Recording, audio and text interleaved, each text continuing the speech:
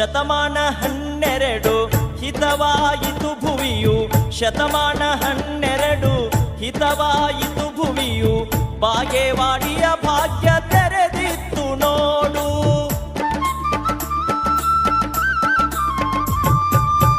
ಸೂರ್ಯನ ಬೆಳಕು ಹೊತ್ತೆ ಕಾರ್ಯಕ್ಕೆ ಸುಖವಾಯಿತೆ, ಸೂರ್ಯನ ಬೆಳಕು ಹೊತ್ತೆ ಕಾರ್ಯಕ್ಕೆ ಸುಖವಾಯಿತೆ, ಜಗವ